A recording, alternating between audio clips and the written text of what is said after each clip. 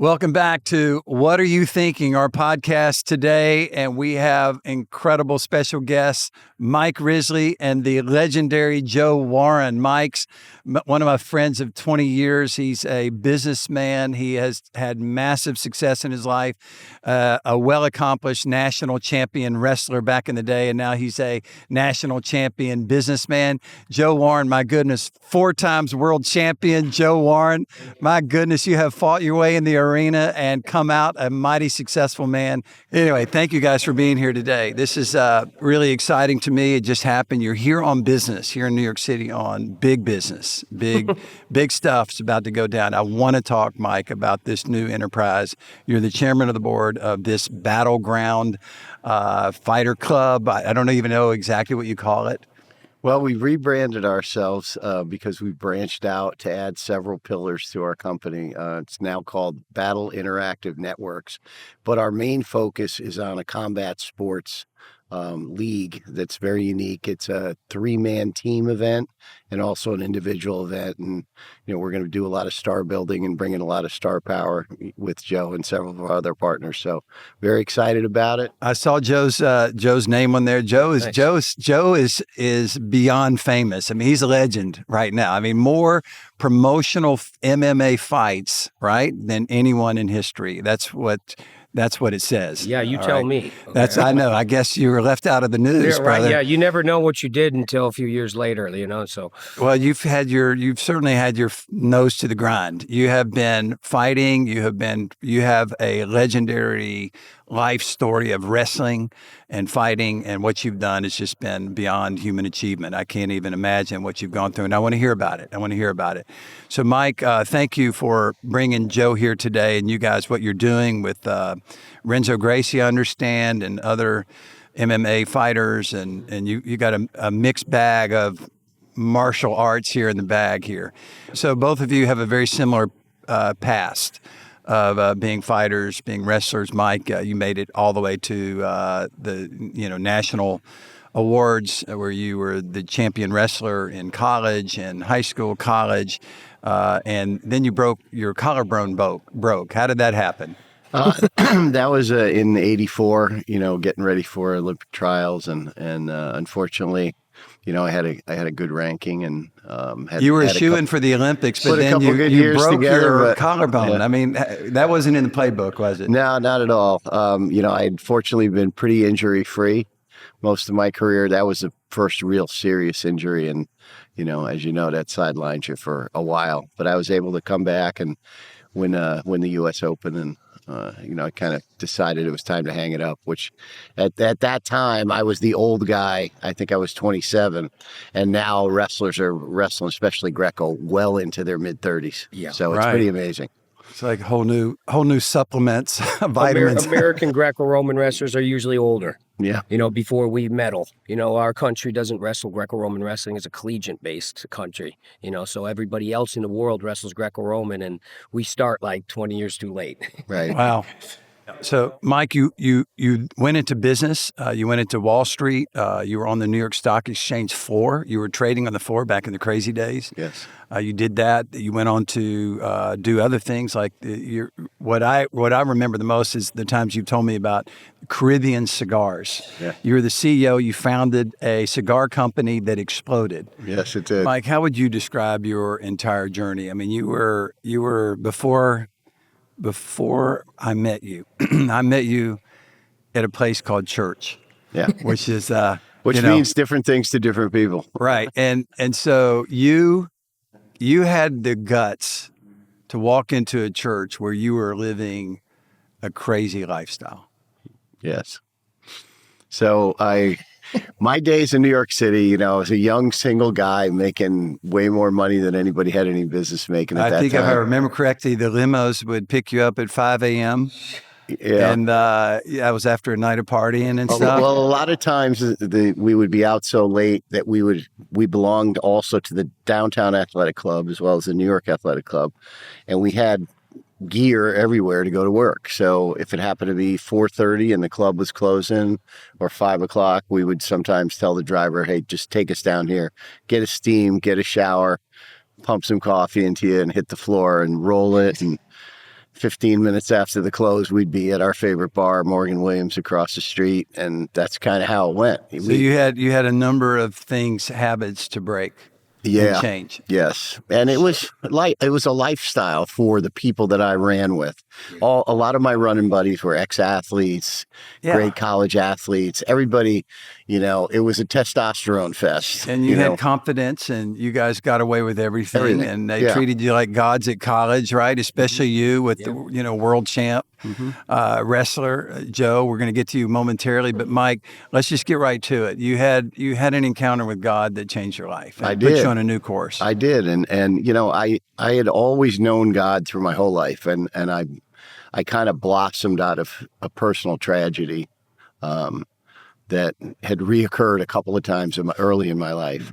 And all I can tell people out there is never let your suffering go to waste. Wow. Because there's something in there, man, that will bring you out to the other side. But it's painful.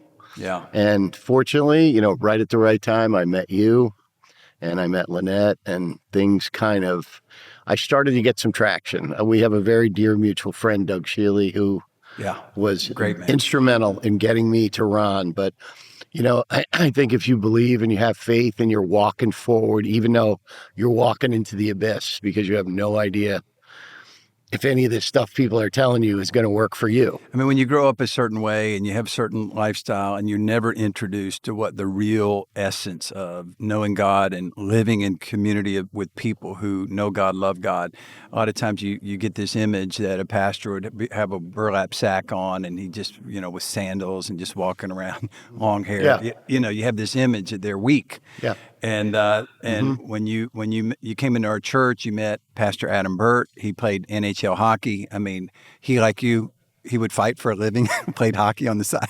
I spoke to him on the phone a few times. Oh, you did? Oh, yeah. So you met Adam, you met other football players from the Jets and the Giants, and you saw that it's real. I mean, everybody has their journey, and that's what people who are watching today, I want you to know that if you're on a journey right now, that's good. That's okay to be on a journey. We're all on a journey. We all have ups and downs, and when you begin to serve God, he doesn't really even change who you are in essence, like your personality, your DNA, but there's something deeper that does happen when someone becomes a new creation in Christ. They change, and you changed. You weren't the same dude. Right. And I what I would say to people who are on the journey and searching, you have to be willing to do the work. You have to do the work. You have to sacrifice, and you have to stay focused, because if you don't, you'll keep going back to the same place you were, and you'll never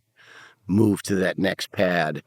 Mike, your change was so dramatic. I mean, my sons were young when we first met. They were younger, and now they're grown and out of the house, married and paying their own bills. Thank God, right? Right. So they got that going. But I trusted you with my kids. I mean, you just became family to us, and your story, Mike, is written up in this book, Miracles in Manhattan, and it's a book you were included in. I mean, Darryl Strawberry, a famous legendary baseball player, wrote the foreword, and other athletes and doctors and business people, attorneys, hedge fund CEOs. It's crazy how Christianity spread the way it did, because it's based upon good news. It's not based upon living a moral life. That's the outgrowth of walking with God, of course, but it's the journey that God gives us as he creates a clean heart in us, and he changes us from the inside out. Joe, your nickname has been the baddest man on the planet. It's a great one. You got to run with it. You got.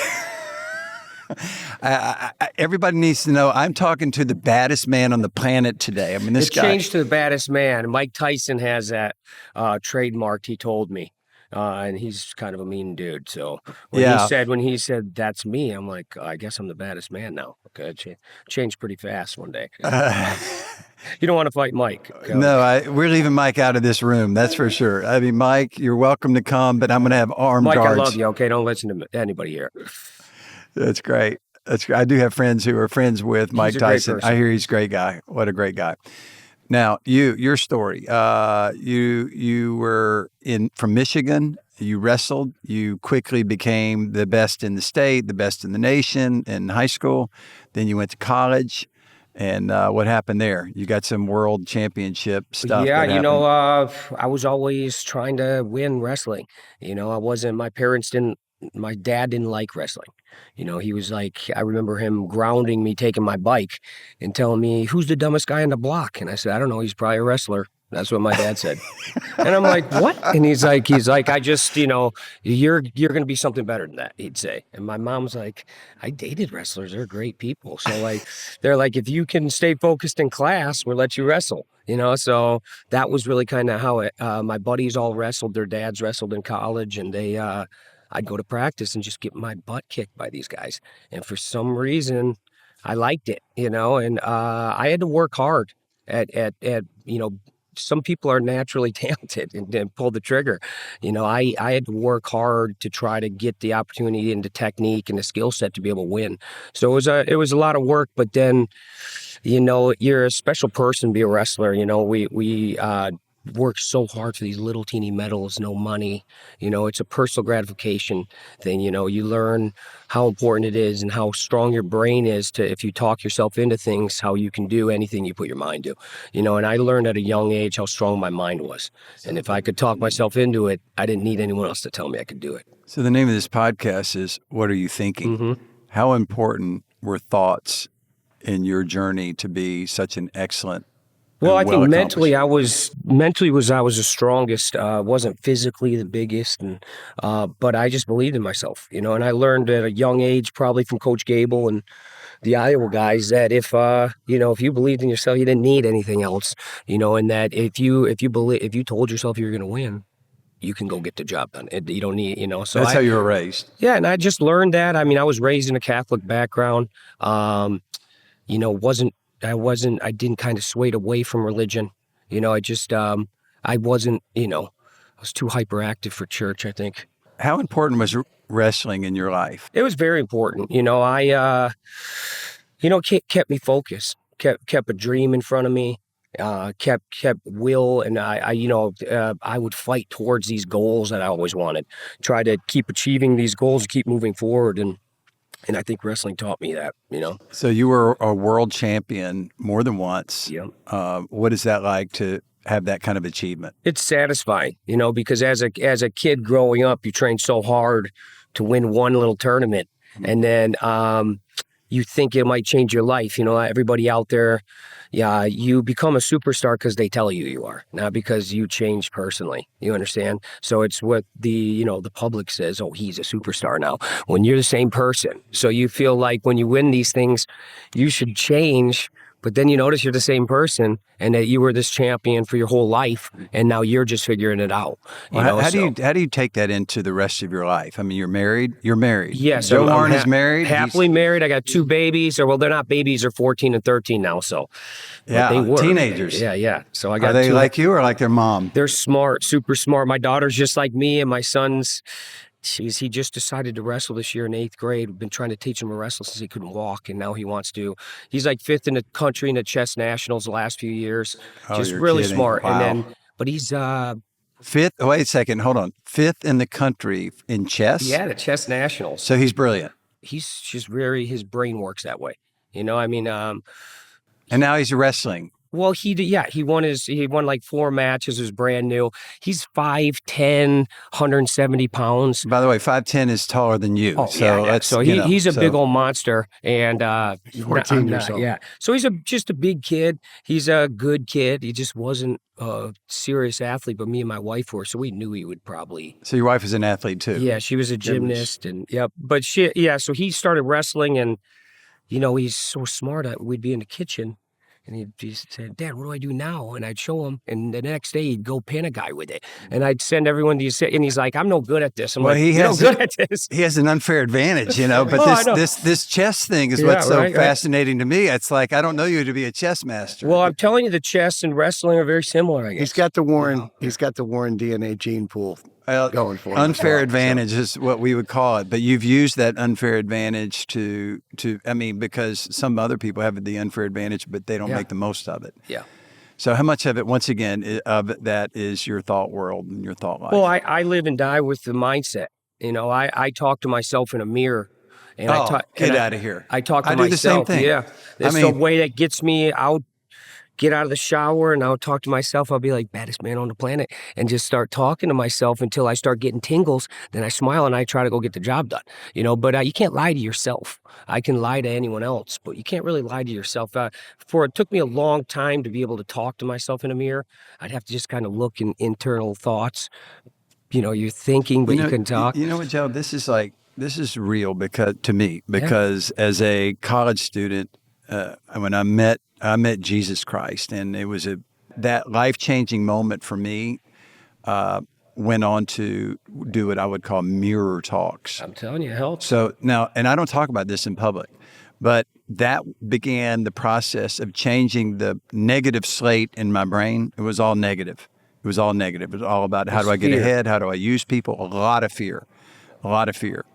And it's interesting how the verses of scripture that I read got into my heart, and I started speaking them out of my mouth. Like, God has not given you a spirit of fear. No, I'm looking at myself and eyeball to eyeball in the mirror and talking to myself. Right. Fortunately, no one was in the, in the locker room. This was a private matter. But when I would tell myself who I am in Jesus Christ, you're more than a conqueror. You can do all things through Christ who strengthens you. No weapon formed against you will prosper. No evil will settle in your soul. You're the head, not the tail, the hammer, not the nail. These things would just flow out of my mouth to myself, and I was being transformed. I was interrupted by God. God found me. I didn't find him. I didn't know how to find God, but he found me. He came to me as I was reading the scripture, and then it just changed my life. So anyway, new trajectory and radical. But this is interesting. Keep going about your mirror talks. Yeah, I just learned.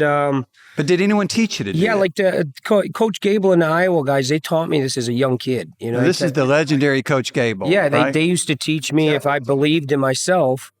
And if I told myself I could do things, there's no reason I could do it. I didn't need someone else to physically do it. If I believed in myself, I could do anything.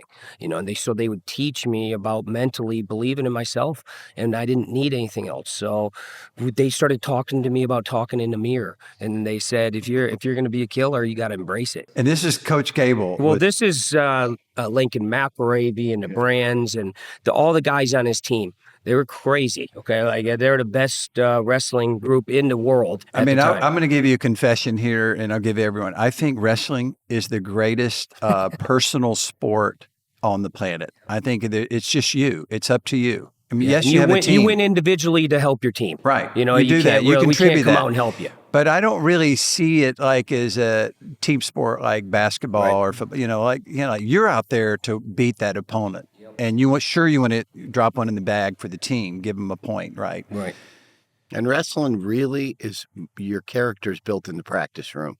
Your character's built when you're on those long runs in the morning when it's freezing. When you break yourself down. Yeah, when there's nobody there and you're crying out. How many stadium seats with two guys on your back? That's what I have in mind. You got to embrace the grind and embrace the suck. That's the terminology when you're preparing to compete. Yeah. And that competition is like the pinnacle, and you put in so much pain and so much work and weight cut to get there. And then you get there when you achieve a goal in wrestling. For me, it was always like I got to the highest peak on the mountain that I was shooting for. And when I got there, I looked around and was fearful because I said, now I have to go do this again next year. That's they call that the target on your back. Okay. And some people like me, I thrived with the target on my back. I liked being at the top. I wanted people trying to chase me. I needed that. Some people get scared there. Yeah. When they get to the top, they're not comfortable being a champion or being a leader. Mm-hmm. So it's changes who you are when you start to win, and you tell yourself you can achieve these goals, and you go and get the job done. It changes who you are once you get to the top of the mountain or you become a world champ. I was taught to put those things on a shelf and move forward, try to go get more. You know, like you can do it. You can just sit there and dwell on a championship, and maybe cause trouble or do whatever, and just think you're the greatest.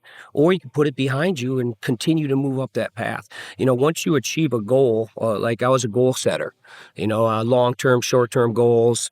Mirror talks, things like that. I wanted to tell myself what I wanted to do, and I wanted to go get it for me. And then when you can achieve those things, it changes who you are. There's goal setters and there's goal achievers, and I'm a goal achiever. There's people that set goals every day, but then, if you understand long-term goals, this should be something you should never be able to reach. Very good. Maybe your kids would reach those goals for you. Yeah. And you know what? Why have a goal if you're not going to reach it? So I pushed hard and got those goals. And then once I got them, I was like, wait, I could do this again. And it just kept going and kept going. And when we read your bio and all of these things that they talk about your life, and more, how did it go? More promotions. I fought for more networks than any other fighter. Yeah. So like in the beginning of fighting, we would change every time I'd win. Like Bellator would go from ESPN Deportes to Fox to Spike. So we'd jump all over the place. But they like tracking you around. I mean, I think a lot of that comes from your background. Okay, so you went from regular wrestling. I call it regular wrestling, collegiate wrestling at Michigan, and then I joined the Olympic team in Colorado Springs at the Olympic Training Center in Greco-Roman. That's when you shifted to Greco-Roman. Yep. Was that a big shift, or was it? Yeah, it was a huge shift. Now this is a big question, because a lot of people might think of mixed martial artists, guys, maybe Brazilian Jiu-Jitsu might be the best thing to train them, or boxing, certainly wrestling. But how does Greco-Roman play in? Was that to your advantage? Well, wrestling's probably the best sport you could use for mixed martial arts, because it's the foundation. Usually a wrestler ends up winning. You're going to end up on the ground on top of somebody, and we're real comfortable from there. But and now jiu-jitsu guys are comfortable on their back, so they play possum. So they'd be, I could take them down, but then I might get my arm broke. So it was terrible. Okay, I wasn't a fighter. Okay, it was scary stuff. What Joe means by he wasn't a fighter, it's like he wasn't looking for fights. No. I mean, wasn't out there on the streets looking for fights. But it's a different ball game, especially when Joe was coming up. We had a couple teammates that were pioneers, guys like Matt Lindland, Dan Henderson, Randy Couture. Dan was your coach, right? Yeah, Dan and Randy were on the Olympic team when I was coming up. So, and then I went and wrestled. I went and fought for Team Quest, Dan Henderson, and then Randy. They trained me, and I love those guys. They're for people who don't know, these were the legendary leaders of the forefathers of UFC. The MMA and UFC. First UFC champs. So I won a world title in wrestling, and I was one of the only 4 Americans to ever do this. And in Greco-Roman. Yeah. Okay, so what is that? Say that one more time. I won a Greco-Roman World Championship, and so I was the 4th American to ever do that in history. And we've only had one Olympic medalist in Greco-Roman since Joe won his gold. So that's what a drought it's been. I'm the last person to win 20 years ago, when Team USA, come on now. Right? we had that discussion yesterday. Okay, so you're gonna raise up the next generation. We're working on it. We're working on it. Yeah, that's what Battleground, right? We'll get to that. But so you went to Greco-Roman, you won the world championship, you were well known all around the world for your wrestling, Greco-Roman. Yep. And then you make the shift to the next level. I remember I was snowboarding on the top of Snowmass above Aspen. Me and my brother, the state of Colorado let me get on any slope like an hour early because I won. They gave me like 2 Longhorn sheep tags. Yeah, so I remember giving those tags to Bill LaCure and his dad. Yeah. Oh no, Bill Zadek and his dad. Yeah. Because they were Bill won the world title the same day as me. We were friends. And he was also an Iowa wrestler. Yeah, he was one of the Iowa guys when I was coming up. Wow. And like Steve Frazier was my coach, and I'm jumping around, but I went to University of Michigan, and Steve Frazier was our first Olympic champ in Greco-Roman wrestling. He was the first guy to put a gold medal on my neck when I was like in 6th grade, told me I could do anything I wanted. Wow. And he saw greatness, right? He was in my corner when I won. So I think this is really important for this video podcast, is that to see greatness in people is a skill, and to pull it out. And you had coaches who did that. And it sounds like your dad wasn't always on board for that. No, but he loved wrestling. He's the biggest fan now. When he saw it that way, it was beneficial for me. But that might have been your first person, that first coach to say, you can do this. I see greatness in you. Yeah, my mom, she, I remember winning. I think I went to a tournament and I took third. There's 3 people, but I got this whole trophy. I was like, oh, this is great. So I remember I came home and I was telling my mom, I'm going to fill this whole wall with trophies. And what'd she say? She built me this little T. We drilled it into the wall and I put You're kidding. She built it in faith. Me and her built that thing while my dad was like, what, the wrestlers are stupid. Okay. And she's like, fill it up. Okay. So what your dad said though, now let's analyze that for a second. Back then wrestlers were stupid. Yeah. Okay. Well, they weren't the smartest kids in class. Now okay, they're valedictorians. So the guys who I worked with, like in my days at UNC Chapel Hill, many of them were national champs. Yeah. Colot. And they were by far not stupid. No. I mean, but there's a chip. There's something mentally that blocks out achievement, and the workouts that the wrestlers do. It's not like we're going to work out for an hour and then go to get a Starbucks. It is like, it's with you the whole time. And running those stadium steps with people on your back. Training for wrestling is a lifestyle. It's not a hobby. It's not a seasonal sport. When you're into wrestling and you're working to climb to that mountaintop, you live it. You don't. Okay, so that's so good. It's so true, and that's inspiring for me to hear you say that, and it should be inspiring to all the young men and now it's women too. But it's inspiring to hear your stories and to know both of you. It takes a lot, but that chip, I wouldn't call it stupid, but I would say the chip will say that we're not paying any attention to pain or the cost of this, or the agony of this, or the defeats that you have, or the broken bones or the broken joints. You've all had your share. One of my friends was in a wrestling tournament and he literally lost a testicle because of some weird move or something like that, and the pain that he went through, and then he got it fixed and he moved on. And that's why I deeply admire world-class wrestlers like you guys. I do. Yeah, and it's it was kind of a rough road coming up in college. We had rough stuff going on. My roommate died in the sauna with me. And he died in a sauna. Well, we remember Jeff Reese back cutting weight. Yeah, Jeff Reese was from Elmira, New York. Actually, he was my roommate in college, and we were getting ready for for Michigan State, and back in the day, we used to cut bad weight. It wasn't safe. You'd had that. Okay, yeah. So that's he died in the sauna with us cutting weight. So we had this whole kind of rundown. I really had to decide if I even liked wrestling anymore at that point. Of course. That had to be traumatic. It was traumatic for everyone. So real quickly, for people who are watching and never heard that term, cutting weight, wrestlers have to have a certain weight. They can't just kind of keep eating the big whoppers and stuff. They literally have to get, you were what, 139 or something like that? Yeah, I was at that point, I was 118. 118. And then when Jeff died, I was 134 that next day, so. Yeah, so that was, you were just wondering. It was a game changer for the whole country because it was one of those secrets that nobody talked about. About what they did to lose weight. I saw my brother do that as a wrestler. And so it changed the game. Yeah. I wasn't super happy because it happened a few weeks before that, Jeff, with a guy from Wisconsin, a Division II school, and no one cared, but then when it happened at University of Michigan, it was a big deal. All of a sudden. Yeah, right. And so, but it changed everything. It went to a certification at weigh-ins where people had to be hydrated. It kind of saved the sport a little bit. It was kind of getting really rough, So after that, we just all moved forward. I had to rethink about why I was doing this, and it kind of brought everything back to me making a choice. And after that, I, kept pushing, decided I was going to wrestle after college, and decided I wanted to be a world champ, and something that people don't usually do. It's probably a really stupid idea that, we always try to do things that you probably shouldn't be able to do. I don't know why I always pick those things, but, that happened, and we achieved those goals. And then, fighting, I never really fought. I was telling you, I was snowboarding, and I got a call from Randy. and Dan, and they're like, we got you a fight. I'm like, what? I was like, I don't fight. And they're like, you just had a baby, right? I'm like, yeah. Like, you have to make money now.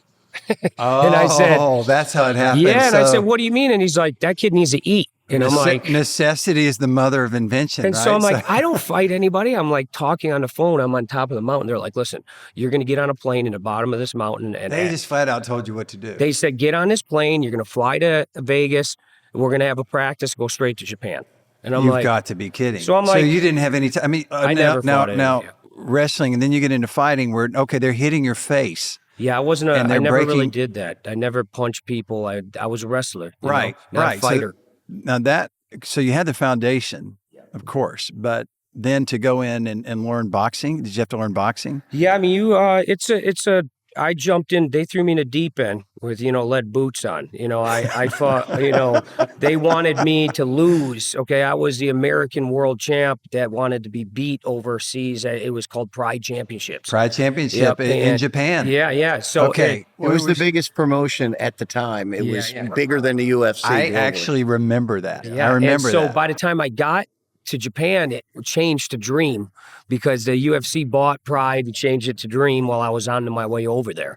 And they wanted me, they had the #1 fighter pound for pound in the world in Japan. His name was Kid Yamamoto. And he wanted to beat American world champ. You were the guinea pig, Yeah, huh? so they're like, let's kick this guy's butt, Right. And I'm like, I remember I won a world title for like 60 grand or something, and they were offering me 30 grand, and for one match. And I was like, okay, yeah, no problem. I'll go do it. He made 1.2 million. Okay. And I beat him, but it was scary stuff. It's about the realest thing. You beat him though. That was your first fight? Well, my first fight, I fought the American champ. Okay. Chase Beebe. He was WEC champ. He was a world champ for in the US. I fought him first. And I had no idea what I was doing. My friend Damian Logan was my best friend, college roommate. He's with us and everything. He's been in every corner I've been in for wrestling and fighting. Wow. He's, my backbone, so, and he, I remember Dan and Randy, they've been in hundreds of fights. It was no problem for them. And they were like running around doing stuff. And I'm like, what? I have no idea what's happening right now. And he's like, do you know jujitsu? I remember him reading his phone. I'm like, what's jujitsu? He's like, this guy knows it. He did the last 5 or 8 fights he submitted guys. I'm like, what? And I remember Sim's grabbing the phone and like, don't take him down. I'm like, don't take him down? What do I do now? They didn't teach me how to punch yet. I never put a glove on yet. You understand? So they handed me my gloves and I just put the glove on. I didn't know you're supposed to wrap your hands. But this is in Japan, 120,000 people. It's my first fight I've ever been in. They push you out. There's fireworks and they're trying to slide me down a zip line to get, and I'm like, oh, you're going kidding. on? So I go to walk out and the guy grabs my hands. He's like, what? And then he goes and he hits me in where my cup should be. And I didn't wear a cup. I'd never wore a cup in my life. I'm like, oh, so I'm on the ground. And then they grab my hands and they're like, he didn't wrap his hands. Yeah. And they're like, what? And so they made me put the cup on of the guy coming out of the cage. Okay. And then they took my gloves off, took some wrap and wrapped around. And they're like, all right. And pushed me out. I'm like, what? I mean, it was a scary situation, Sounds like it. Wow. Yeah. But so fortunately, that cup saved. So you now have kids. So thank God. Cup saved them. I had kids before, So let me ask you something, because this is a question that a friend of mine wanted me to ask you. And he said, do you experience fear prior to a fight? And if so, how do you deal with it? Oh man, my mind was so strong that we talked about, that it was trying as hard as it could to stop me from going out there and fighting. You got to understand, your brain's the largest muscle in your body, and it's there for one reason, to protect your body. So it puts doubt into your mind. It says, get away, you can't do this, what's wrong with you? I mean, I remember saying to people in the ring, I have 2 college degrees. Let me out of this freaking ring. And they're like, no. And I'm trying to get out. And they're holding my head. And they're like, you can't leave now. And I'm like, slamming the cage on. No, there's a ring. They're stopping me. I'm watching this 15-minute killing video of a guy coming out to fight me. I'm like, there's no way I'm doing this. They're like, and I was like, I'm out of here. And they're like, you can't leave. I'm like, yo, I can do whatever I want. So I'm like trying to leave. And they're like, they just start screaming, make some money, like screaming in my face. And I'm like, make some money. And they're like, make some money. I'm like, yeah, make some money. This is crazy story. Oh, it's nuts. Okay? Oh, man. I remember it's crazy. Oh, it was, and then it got worse later because I would have to talk myself into fighting. I'd wake up in the morning and my legs wouldn't work. I was in bed. I couldn't get out of bed. My body would not let me get out of bed. I'd sometimes have a panic attack walking to the cage. Now, this was a panic. Pass out. This was a panic attack. Well, I don't. You don't know? I mean, yes, they were. Panic so attacks. I don't get out of bed sometimes because I worked out the day before. No, I was awake trying to get out of bed. My legs wouldn't work. Okay, like my brain was not letting my legs move because it didn't want to do what I was supposed to do. And I'd be getting ready to go out. I mean, I'm walking out and I'd pass out. And then they'd pick me up, be like, you okay? I'm like, what is wrong? They're like, go get him. And I'm like, go get him? Like, what does that mean? So, and a fight's about the realest thing you could ever do. I mean, how did you overcome this fear? How did you put it behind you? Well, at the time, it wasn't like, it was right then at that moment.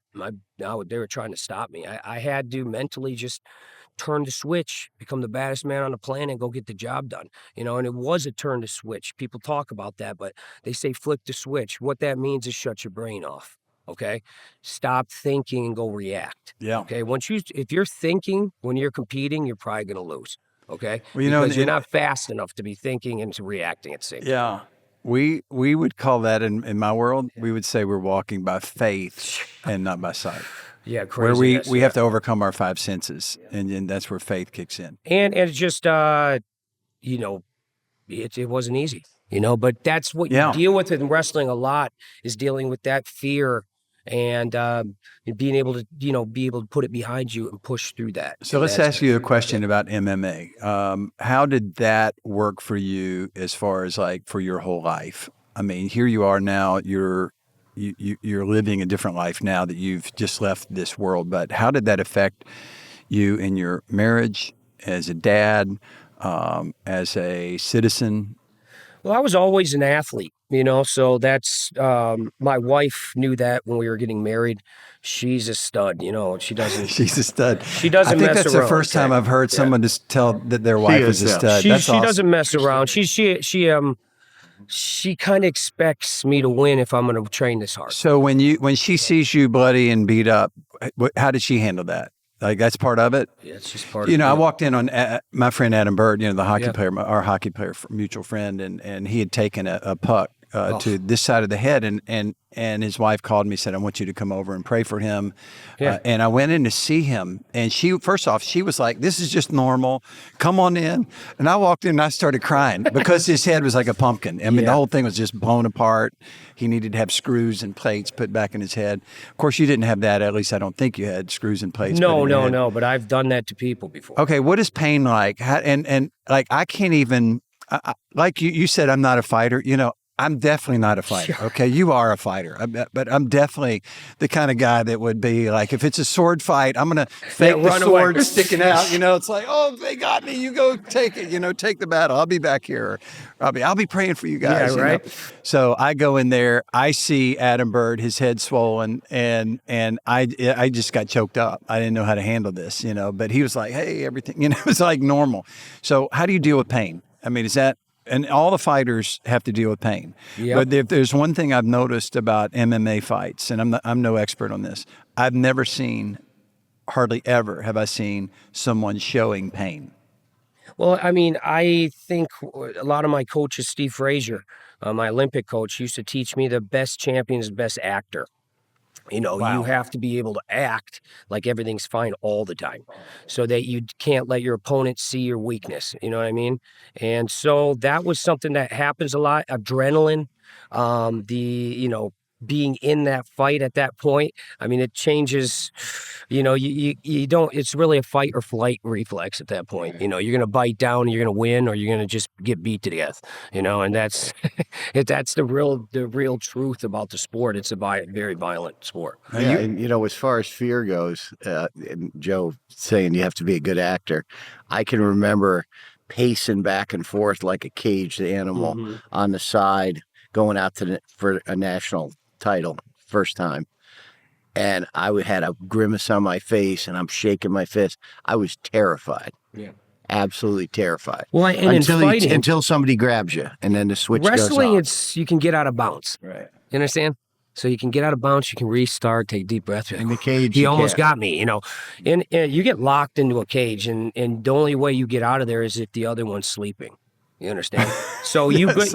you get out of the cage by them bringing you out in a stretcher, or you walk out winning. So it's really, there's no winning by a few points or getting the job done. It's, you know. And you know you're going to the hospital after that. One way or the other. Everybody does. I mean, I've been in ambulances with my opponent, you know, and both of us are like, what's going on? I'm like, did I win? And don't even know. So who was your greatest opponent? Who was your worst? I mean, I fought, my first 8 guys were world champs. So everybody I fought was good, you know, and I think my second fight, I fought the pound for pound best fighter in the world. His name was Kid Yamamoto from Japan. His dad was Olympic champ. Both of his sisters were Olympic champs. He was a state champion in Arizona. I mean, he was as good as they get. And back then they would have pound for pound fighters. So like, all the weight classes, this guy's the best in the world. He's never been beat. But here's one thing about you is that you won a world championship in 2 different weight classes. Yep. I mean, 3 weights. 3? Yeah. How in the world, I mean, is that normal? No. Thanks, Mike. There's only a small handful. I kept losing them and had to go back and get them, too. That was a problem. I mean, Joe, look, you are extraordinary, and you had a lot to do with that. And obviously, God gave you gifts as well. This is it's not you're not a normal dude, and I feel really honored. I feel pretty normal, so it's. Yeah, right. Well, of course you do. But the rest of us who see you, it's like I could never do that or whatever. But that's not true. If somebody is called to that and they want to commit to that, they can do it. Well, yeah, you could do anything like we talked about if you put your mind to it. You know, it's just sometimes not very peaceful and not nice, you know. I mean, fighting is the realest thing you're ever do in your life. I mean, it's the scariest thing, you know. I mean, it's, you know, there's not really rules and things stop. It's a fight to the death kind of, you know, and it's scary, you know. So I had to learn to deal with that. You know, it's not something I liked. I didn't like doing it. It was strictly a job to take care of my family. So I'd put a lot of the like a lot of athletes don't like to put a lot of stress on, like, you have to win. I put it on like my kids aren't going to eat unless I break this dude in half, you know. Well, that's the story of Cinderella, the movie. So, I mean, I remember that. I mean, movie. what a great movie. I mean, that he fought for his family. Yeah, and that's kind of what we all do. True story. I'm just saying we all kind of. Man, that's a great way to. That's a new perspective. This is my job. Everyone goes to work. They go to work every day, you know, and that's our job. You know, our job. Most people go to work every day. Well, people try to. Yeah. But, you know, that was my job. I never thought anything of it, you know? And so it's just, as we, you know, this is a huge interview. I could do this. I could do this for hours with you. This is so fascinating to me, both of you, your great stories and your comebacks and your ups and downs, all this, your mental fortitude. It's really, truly remarkable. So, in the Bible, wrestling is talked about, you know, it's openly. So the Apostle Paul was no stranger to the sports in the cultures that he went through, where he began, and then he traveled the world, and he would talk about wrestling. And he said, we wrestle not with flesh and blood, but with principalities, powers, rulers, darkness. So this is where a lot of people live. They have their own ghosts and demons and things that they have to wrestle with and put behind. Have you had any internal challenges like that? Whether spiritual or in your soul or whatever? Yeah, you know, I just, you know, religion and spiritual stuff, I couldn't count on someone to help me. You understand? I hate to say it. Why? I would be in the shower, I'd pray to everybody. I was so scared. try to kill a goat, pray to Jesus, the That's- devil. I think mean, that's- everything I could do, I was asking anyone if they would help me to Yeah. please help me right now. I'm about to go get in a fight, and and I didn't want to do it. So I just, I guess my family and my backbone, my wife, things like that, that was kind of like my spiritual push. I was brought up Catholic, and we talked about, but I wasn't religious. I had kind of a fight with the whole religion a lot in my life. I had I couldn't understand why this person was there but didn't like me. Okay, like I was working so hard and doing everything I could. I was morally correct. I had a great family. I'm not a drug addict. And I just didn't understand why I was getting pushed through such hard trials back and forth. Kept winning, kept doing good things, and nothing really. It's So interesting. I have that hard, almost relationship with God. Trial I by have fire. a rough. Well, that's really where I come from. I grew up without religion. I have a certain background, but I'd never read the Bible. I didn't know God. I didn't know Jesus. The only time I heard the name Jesus in my family growing up, Yeah, when they were swearing at you. when they stubbed their toe, when they stubbed their toe, and it was Jesus Christ, really. And it's like they never said stub their toe and said Beyonce or Aristotle or Buddha. It was always Jesus, and there's a reason. There's something about that name, and this is so. Christianity is not a religion, not supposed to be a religion. It's become a religion in certain sections, and it can be good or bad. And most of it is probably bad because it teaches Faith you. is good, great, Faith is great. but sometimes religion takes the faith in a different direction. Well, exactly. And so we all see that, and we all have observed that together. But for me, it's always been an ironclad relationship. Yeah. It's like I know Jesus. Well, my whole family, everyone I'm around, my best friends. Part of Joe's story is Joe is surrounded by people who love Jesus. His closest people, his real family, his My heart, friends, his best allies. So he's been protected. They say he's And trying to sometimes, get me. very, very similar to my story, I was always protected. I was protected by you and others. But you kind of fight it. You don't want to believe it. But you genuinely feel it in your heart. And I think Joe has experienced that because he's like, I got all these Jesus people around me. What's going on? Yeah. And And I'm not a negative person. we're I don't protectors. look bad about this at all. We're encouragers, Yeah. and we're his protectors. Yeah. We talked about our wives. I mean, she's the rock behind everything. Yeah. She not a lot of sympathy. She knows how hard we do things and work, that if we're going to work this hard, she just expects me to go perform and win, and if you don't win, what's going on here? Like, I mean, Boy, wow. yeah. And That's a lot of stress. Well, no, it's just, that's kind of what I needed. I mean, she knew what so I was doing. It was inspirational for you. I mean, ever since the beginning, right when we started getting together right when I was graduating college. Yeah. So I switched to Greco. I never wrestled. So I was getting beat all the time. And she never saw me wrestle, but everyone says I was so great. And so one time we're at a tournament, she's like, maybe we should rethink your goals. And I was like, what? Yeah. I was like, who the hell are you? I'm like, get out of here. I've known you for a year. I've been wrestling my whole life, and she's like, but I just keep watching you cry and get beat. And I remember going into my coaches and saying, you better get somebody in here to teach me because my wife's going to leave me. Okay. Because she doesn't like a loser, and I'm like, and so at that point they taught me, and it was a change. I want to be look like that through my wife's eyes. Like, is that how she sees me? I pushed hard, so we gained a lot. We had a lot of crazy times and rough experiences, but we won, and together. I mean, I remember being, the night before one of my bigger fights, people didn't make a lot of money, guys my size back then. And I was fighting for like $200,000 a fight, which was crazy. Okay. And, I had to fight like the pound for pound, another best guy in the world, Patricio Pitbull, undefeated. And I weigh in and I order a pork chop. I remember it was like midnight. I woke up, I had food poisoning so bad. So no. It was coming out of everywhere. And it was hours in the bathroom. I was out, and my wife calls a wheelchair. And so she puts me in a wheelchair and rolls me over to the fight.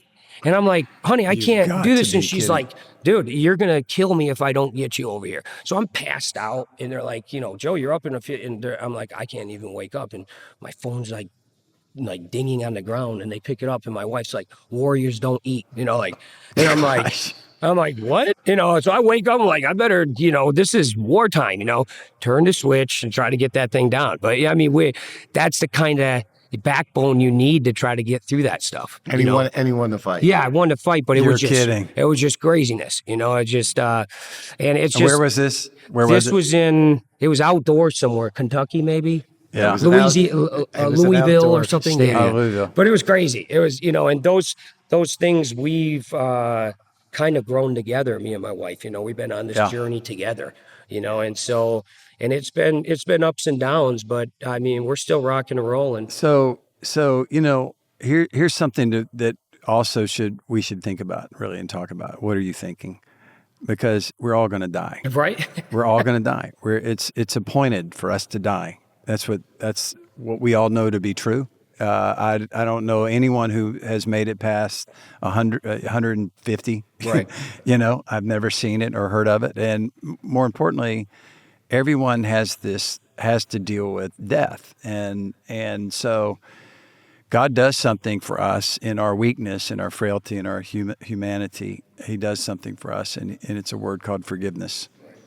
And which is like a game changer. You go to the heroin addict rehab places, if they are really teaching people to forgive, 80% of them make it. It's like the key to life. And what God does is he gives us forgiveness, and he mercifully changes us. So it's not a religion that starts down and goes up. It's a gift that comes down from above and changes our lives in every way. It changes for here and now and then for eternity. And that's the great news. I mean, our bodies are going to not make it someday, you know. We have to deal with, like, what is life like on the other side? What is there? Are we just going back and is that it? And God shows us a relationship that lasts for an eternity. I had a 21-year-old son who got cancer, and 2 years later he died. And we're going on the 9th anniversary here in a few days. And I mean, he was the greatest kid. He just was successful at everything he put his hand to. He was financially savvy. He was making it. He was married, all that. And then he goes. Sorry. Yeah. But the reality for him is he had a walk with God that was so real that he kept saying, don't worry, I'm going to live and not die. And he did die physically, but he's alive with God. Right. And you know, because the scripture does say that when we encounter death, we are face to face with Christ. And that's when the judgment comes. Did we live for the Lord? Did we belong to God? And that's the thing, man. It's like, you know, guys like you grew up a certain way and you have expectations on your lives and all that. But the reality is that, man, did you really know him? I mean, if it's a religion, I'd never signed up for religion, and I'm not religious. And the more moral people are, usually the less open and receptive they are. That is exactly And at some point, they have to reach their either their bottom, or they get intellectually savvy, where they realize, or those like me who think you're moral and think that you have it going on, but you really don't. You're really broken inside. Exactly. You know, I think I have a good moral standing, and I don't know if it comes from religion. I just think I'm a good person. I don't know. How good are you? How good are you? Let's compare you to Mother Teresa, or do you measure? You know, you see what I'm saying? It's depends, like, you know, so I believe that you're a good guy, and I can say that in all reality, but also believe that all of us have sinned and fallen short of the glory of God. And I know that you would admit that. Of course not. I know you would admit that. I know that, you know, because there's humility in your life. And so the question is, do you know God, or do you have a desire to know God? And that begs the question of, is there a God? And I think that's a pretty strong case for that there is a God. I mean, we're well, even when you say that, I mean, I'm jumping around, but our Olympic team, I mean, we had 8 guys on it, and everyone was a different religion: Muslim, Jewish, Catholic, Mormon. Me, I wasn't sure what the hell was going on, you know. Right. I mean, and that would have been me when I was 17. We'd be on planes, and I'd just ask everyone, you know, explain to me. Right. Explain to me. Oh, and man. They're all so different, but they're all the same kind of, you know. Well, and then somebody didn't like somebody. I'm like, how does this work that you don't, you know, like, so it's funny. I got to learn a lot about the different religions, they all, Sure. but they're all very similar. I mean, There's a lot of similarity on this they're side, all but still here's good where people. here's the simple differentiation, and that is and it's pretty simple, is that Christ came down from above, and he didn't ask us to climb up this ladder of moral reality. Certainly, he gave us principles to live by, like the Sermon on the Mount. When he gives the principles, he said, with adultery, he said, it's been said to you by the other rabbis, don't commit adultery. But I say to you that even if you have lust in your heart, now which man do you know has not had lust in his heart? Yeah, right. So he says, even if you have that, you've committed adultery. So Jesus is like turning it around from moral success to like in your heart being transformed, because I know that I can't live without God in me. I can't live without the Holy Spirit in me. And the difference between the other religions is they're all starting from the bottom, trying to climb up the ladder. And how high can you go? Can you get up there with God? No, nobody can do it. Nobody can cross into it to his holiness and his majesty and his awesomeness. He created this world, and you could look at a DNA strand. You can say, how did this happen? There's information in there. Even my 9-year-old daughter was walking to school the other day. We're holding hands walking to school, and we're talking about God the Creator. She said nothing. She said something cannot come out of nothing. So there has to be someone. Right. So it's a simple deduction here. It's just reasoning and we can use our minds. I mean, God doesn't say have a lobotomy and figure it out by faith. No, he says, let me give you some substantial evidence here. And we were just in Israel. I was just in Israel recently. We went to the Qumran caves, where they discovered many scriptures in these caves, including the entire book of Isaiah, which proves to us that thousands of years ago, this has not been tampered with. The Bible has been passed down, and it is, what it was back then, it is today. It's not like some people came and said, oh, we should design it to make it more like ethnic friendly or family friendly or this or that or the other. I mean, it's like it is what it says. I mean, the women got to the tomb where Jesus rose from the dead. It says that they outran the disciples. I mean, that's an embarrassing thing for a man 2,000 years ago to say a woman outran me to the tomb, but that's exactly what happened, and that's what it says. So we could talk about this, and we'll continue to have these dialogues. And man, Joe, incredible story you have, man. It's been a joy to talk to you about all of this and your life. And please tell your family we really appreciate your time here. And Mike, tell us real quickly, or both of you guys real quickly, about Battleground and what is your business? What does your future look like? Well, it's the one great thing about Battleground. Joe brought this idea to me several years ago, and we kind of hashed it around, and really through some real perseverance, had people brought to us. You say divine appointments, divine connections. He keeps saying this every day. We have had people awesome. brought into our life and our company that are now family, and built probably the strongest team in every aspect of our business for a new startup, if you will.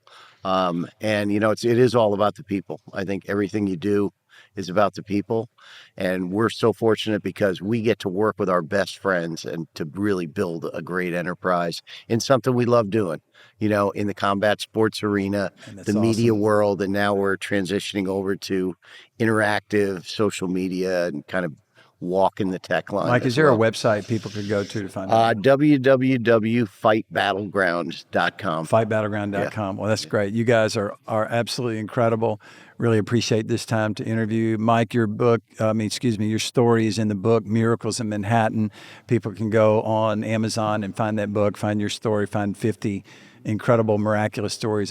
Everyone who contributed to that book, they said, no doubt they had a miracle happen to them that could never have happened on their own. And I just want to say that, someone told me this a long time ago, and I had no idea what it means, but never quit until the miracle happens. You need to keep coming, and in our world, you need to keep grinding, because a miracle will happen for you. But if you stop, you'll never get there. And That's really good. Keep going. And when you're really struggling, grab onto somebody who's taking you along the journey, and just grab onto them and hold on to them. It's great, Mike. And well, they'll drag you across the finish our line. Savior Jesus said, ask, seek, and knock. And those are Greek words of continual action. Keep asking, keep seeking, keep knocking, and the door will be open to you. And I would say that to everyone who's watching today, that Jesus is real. He's coming again. He came the first time. He lived the life that we could not live. He died the death that we should have died in our place. And when he died on the cross, he said, Father, forgive them, for they know not what they do. So we receive that forgiveness today. And if you're watching today and you want to receive forgiveness and receive Christ, it's a simple prayer. It just goes like this, that Jesus, we believe that you lived this life. We couldn't live it, but you did it for us. You died on the cross. You forgave us of our sins. And Lord, 3 days later, you rose from the dead to eyewitnesses, and the hundreds of eyewitnesses saw that you rose, and many people just changed their whole lives to come follow you. And today, we pray that this would be a reality in you, that resurrection power would come into your life, and you can overcome, and you can be more than a conqueror through Jesus Christ. So we say amen and amen to that. It's been a great time together with you guys. This is awesome. And remember, we wrestle not with flesh and blood, but we overcome through the Lord's grace and his power in our lives. So God bless you guys, and God bless all of you who are here.